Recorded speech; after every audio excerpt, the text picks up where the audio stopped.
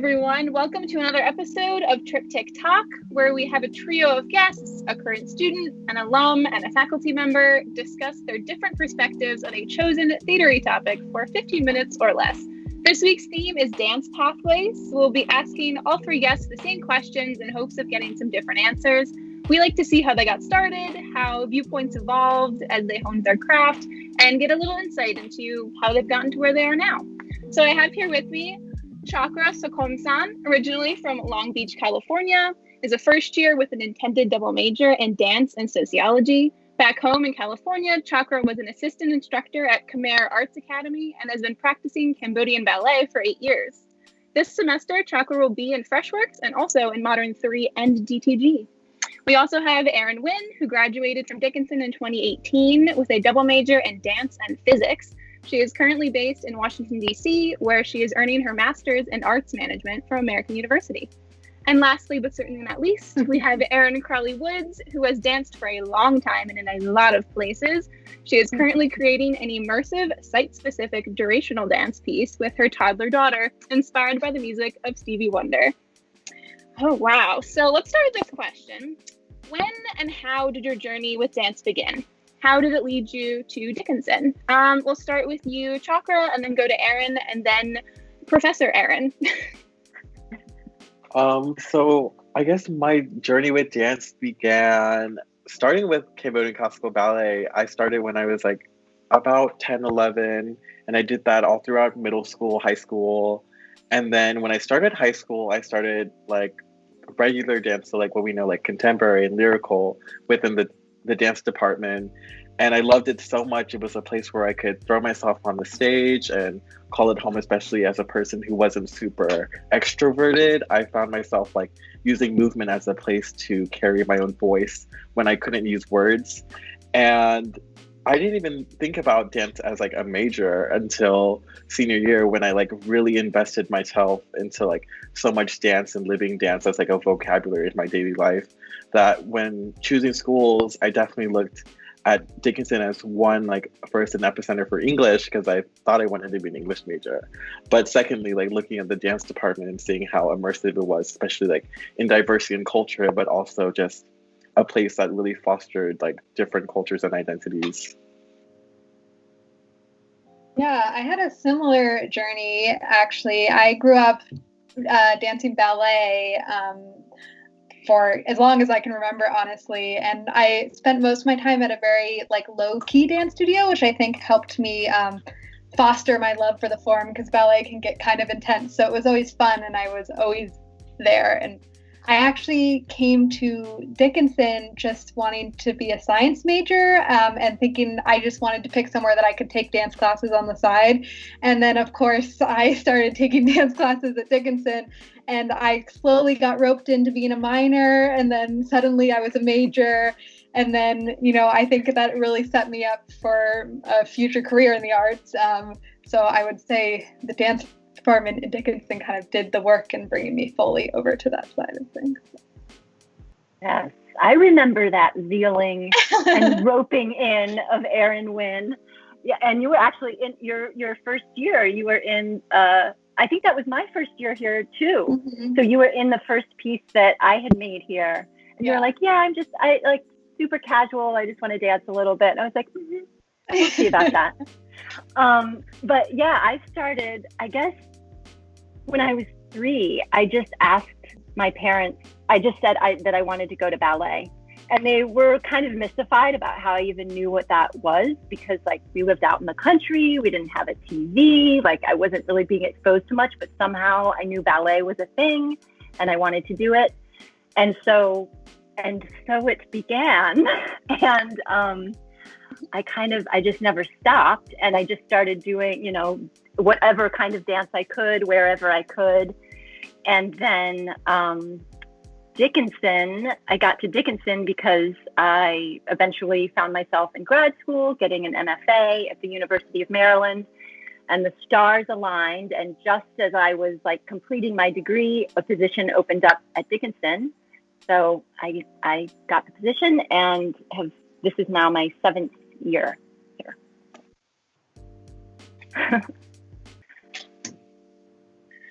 Okay, so wow, varying degrees of, I don't know, dance amazingness. That's so cool. So I guess, how do you approach dance and creating? Do you have a central thesis or a guiding principle for your work, or do you just kind of maybe go with the flow with what you're feeling in the moment? We'll start with Erin Wynne, and then we'll go to Professor Erin, and then Chakra. Yeah, I unfortunately haven't been creating with dance as much as I want to recently. But I think for me, especially as we're like dancing in our apartments now, and it it's a little different, and being so busy, it's just like about what feels good in my body and like jamming out to some music. But I also think to approach like choreography for me has always been like starting with a central theme and then maybe like one step, and then it kind of blooms from there, but never knowing what I want the end product to look like. So I definitely have a very free-flowing approach. But I also noticed that I tend to be very count-heavy in my creation, but I'm not a count-heavy dancer. So it's interesting. I think that's just the math side of my brain from all those years in science wants to map everything out with the analytical counting of it, but that's definitely not how I actually dance. So my dancers have to suffer through that, even though I don't do that when I perform. So yeah, that's so interesting, Erin, because I think that is true. Like that the way someone dances can actually be very different than the way that they create dances and choreograph, and to notice that in yourself, that's really interesting. And I've had that experience too with like taking class with someone, and I love their movement. And then, so I think I'm going to love their work, like their choreographic work. And then I see it and it's like, how did that come out of the same person or the same body? Like it seems so different. But I think because it can draw on different parts of yourself, like maybe when you're just dancing, it's like drawing from some kind of aesthetic place. And then when you're starting to apply kind of like intent and some analysis to it, which like choreography requires that sometimes, it's pulling on a different part of yourself. Yeah, I guess I don't know. And I heard this question, I was like, how do I approach dance? And like my first thought was like, well, gently, like quietly. You don't want to scare it away, right? So I think I have kind of a careful or a gentle approach, I would say. But in terms of like guiding principles, the ones that come to mind and I feel like are really like for kind of life in general. And I think that's kind of become one of my kind of guiding principles, is that like the interconnectedness of like dance and life, and that the principles that guide me in one really help guide me in the other. So some of those would be like having stability and mobility, and they're both, you have to have both of them, and one of them helps the other. Another one would be to pay attention and to act with intention. I think that really helps in dance and in life. But one that's really dance specific that I was actually talking to some students about today who are embarking on their senior project was that only make it a dance if it has to be a dance. Like if what you're interested in could be a poem or it could be a painting, like do that. Only make a dance if this thing could only really exist as a dance. And then you can make a dance. So I think that's an important approach or guiding principle as well. I think for me personally, I'm very early on in my dance career, so I don't think I've really created any work that I could think of. But like when I do dance, and like it's mainly improv, but I guess that's choreography, I think. But yeah, I think the only time I've like created work was like as like a senior project in high school. Never got to finish it because of COVID, but kind of the same way that people, like many of my peers, demanded like counts, so I really had to adapt to like this count principle and like finding counts in songs that I like didn't really know of. So it was like a journey for me. But like I think my creative process for like creating, it's like definitely like wanting what emotion do I want to carry in this piece. I know like in Modern 3 right now, we were just talking about like this kind of association and like dissociation. So like things, that experiences that we bring, and carrying that as like the focal point. And then I like to think about music because that also I feel like I need to teach myself to not use music as a carrying like of a dance, but like that's something that I'm trying to slowly learn out of. But choosing music and then adding movements to kind of carry that.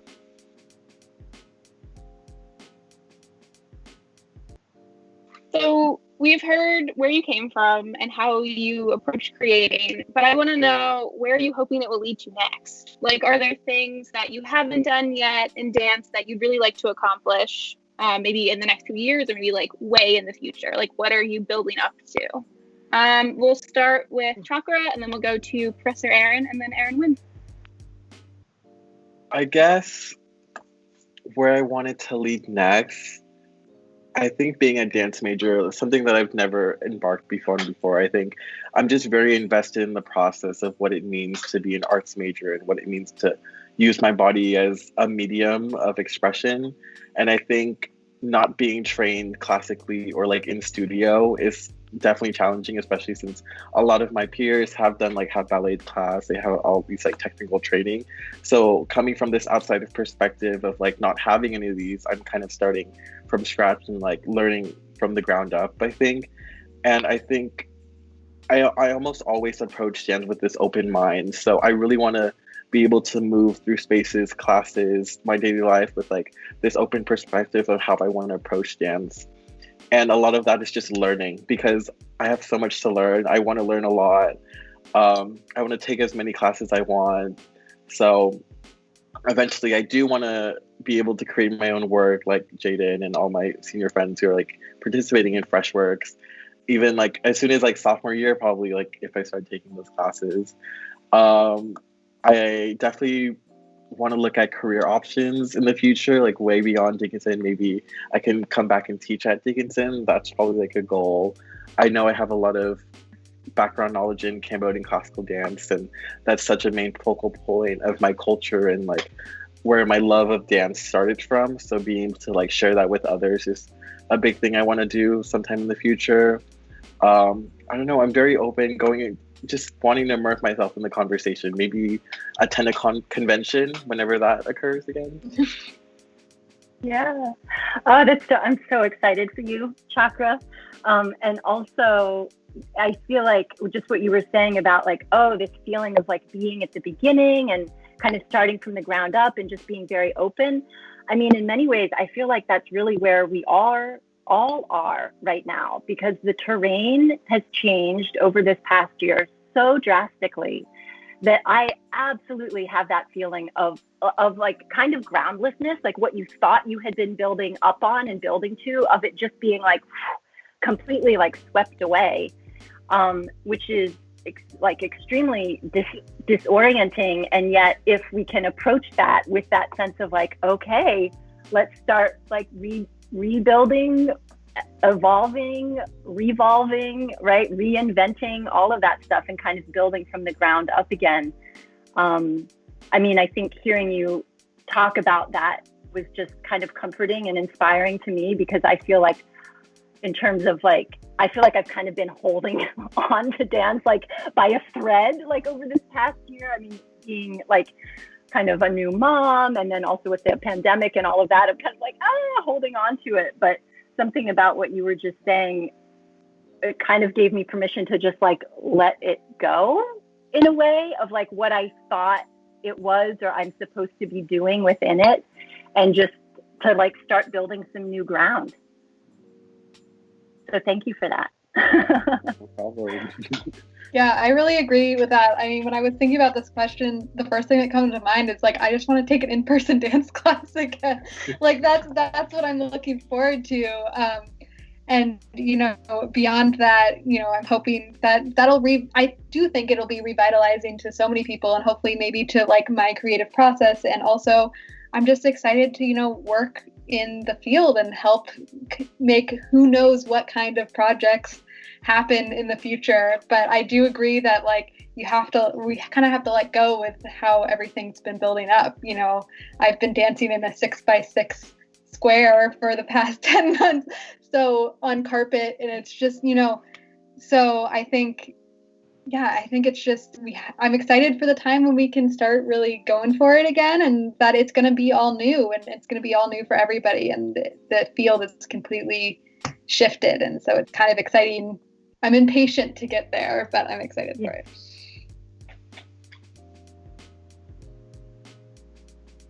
Okay, unfortunately, that is all the time we have, but this has been one of the most interesting conversations we've had on Trip Tick Tock so far. I just want to thank Erin, and Chakra for joining us today.